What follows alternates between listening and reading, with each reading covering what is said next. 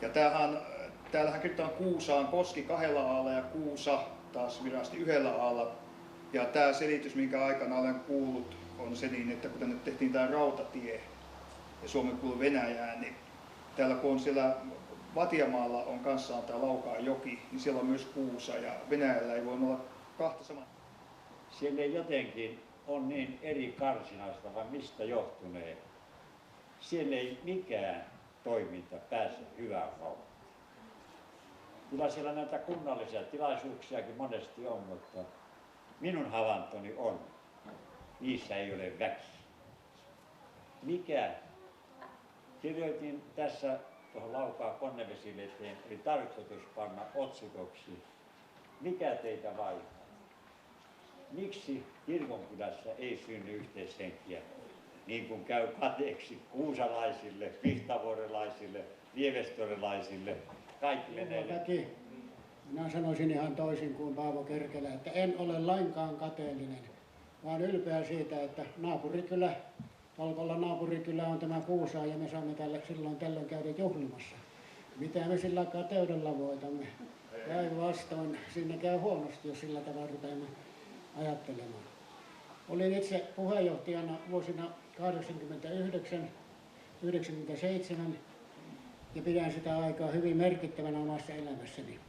Ellen olisi tullut mukaan tähän toimintaan, minä en tietäisi juuri Höykösen pöläystä koko Laukaasta, enkä tuntisi paljonkaan ihmisiä. Oli hienoa, että meidät Paavon kanssa pyydettiin tänne eteen, pääsimme tähän tällä tavalla esille.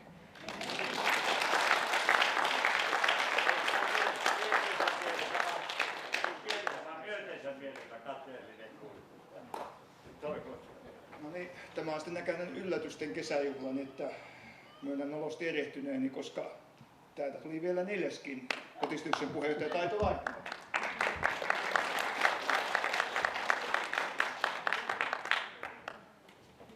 Niin vanha sanontahan on, että kuka sen kissan hänen nostaa, ellei kissa itse. Ja niinhän mä sen nostin. No niin, löytyy. Että oli mukava käydä katsomassa entistä koulua. Joo, kiitoksia tästä puheenvuorosta.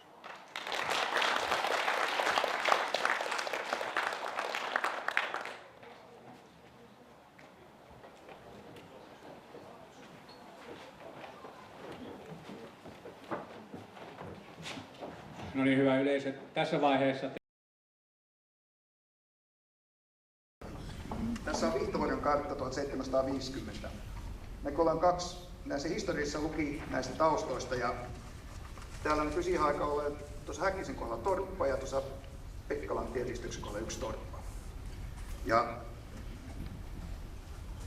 nyt kun mä tulin tänne näin, tai ensimmäistä kertaa isommassa paikassa, että yllättävän paljon tulee ihmisiä ja tuo Noronen ei varmaan muistanut sanoa kenellekään, että vanhana ei tule tänään tänne.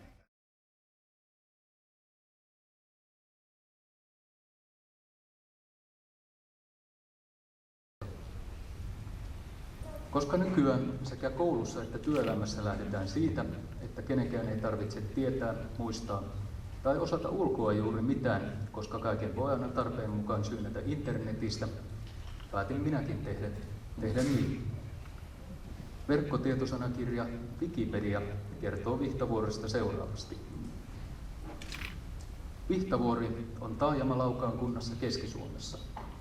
Vihtavuori sijaitsee noin 15 kilometriä Jyväskylästä Laukaan kirkonkylän suuntaan. Vihtavuori on ennen kaikkea tunnettu ruutitehtaastaan. Vihtavuoren päiväkoti sai kuuluisuutta 70-luvulla, kun sieltä poistettiin akuankkalehdet ja tilalle otettiin lastenlehti Neuvosto Karjalasta. Näin siis verkkotietosanakirja Wikipedia.